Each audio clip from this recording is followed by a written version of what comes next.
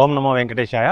వెంకటేశ్వర స్వామివారి దర్శనం చేసుకోవడానికి వచ్చాం కాబట్టి స్వామివారి దర్శనం కంటే ముందు అమ్మవారి దర్శనం మరియు వరాహ స్వామివారి దర్శనం చేసుకొని స్వామివారి దర్శనానికి వెళ్ళాలంటారు. సో అందులో భాగంగా ఈరోజు మేము కలియుగంలో మహాలక్ష్మి అమ్మవారి అవతారమైన పద్మావతి దేవి అమ్మవారి దర్శనానికి వచ్చాము. సో ఇప్పుడే దర్శనం చేసుకున్నాము. లోపల పద్మావతి అమ్మవారి దర్శనంతో పాటు బలరామకృష్ణుడు మరియు వెంకటేశ్వర స్వామి వారు ఉంటారు. వీళ్ళిద్దరిని కూడా దర్శనం చేసుకొని వచ్చాము. ఇక్కడ అమ్మవారి దర్శనం చేసుకోవడానికి ఫ్రీ దర్శనం ఉంటుంది. అంతేకాకుండా 50 రూపీస్ స్పెషల్ దర్శనం, అలాగే 200 రూపీస్ సుపదం దర్శనం కూడా అవైలబుల్ ఉంటుంది. ఇదే కాకుండా మీరు 3 గంటల నుంచి 4 గంటల సమయంలో వస్తే కుంకుమార్చన టికెట్ 250 రూపీస్ దొరుకుతాయి.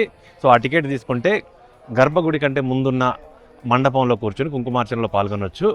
ఇదే కాదండి, మీకు కొండపైన కనుక విఐపి బ్రేక్ అంటగా బ్రేక్ దర్శనం, మొదటి గర్భ దర్శనం కనుక ఉంటే ఆ టికెట్ తీసుకొని ఇక్కడ ఆఫీస్లో చూపిస్తే మీకు 11 to 12 మధ్యలో మీకు ఇక్కడ కూడా అమ్మవారి దర్శనం కూడా బ్రేక్ దర్శనం ఇస్తారు. అంతేకాదండి, మీరు 10 నుంచి 11 గంటల మధ్యలో వస్తే మాత్రం స్వామివారికి అమ్మవారికి నిత్య కళ్యాణం చేస్తుంటారు.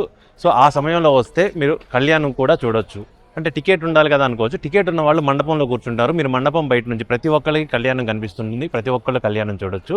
సో లాస్ట్గా వచ్చిన పాయింట్, మీరు కనుక అమ్మవారి దర్శనానికి వస్తే మాత్రం కొబ్బరికాయ తీసుకొని లోపలికి వెళ్ళకండి. ఎందుకంటే సెక్యూరిటీ వాళ్ళు తీసేసుకుంటారు. కొబ్బరికాయ మీరు కొట్టాలి అనుకుంటే దర్శనానంతరం వచ్చి కొబ్బరికాయ తీసుకొని బయట అఖండం దగ్గర కొబ్బరికాయ కొట్టే స్థలం ఉంటుంది, అక్కడ కొబ్బరికాయ కొట్టి ప్రసాదం తీసుకొని ఇంటికి వెళ్ళొచ్చు. సో మా దర్శనం ఇది అయిపోయింది. ఇక పక్కన సూర్యనారాయణ టెంపుల్ ఉందంటే అక్కడికి వెళ్ళి దర్శనం చేసుకొని అలిపిరి మార్గంగా కొండపైకి వెళ్తాం. ఓం నమో వెంకటేశాయ.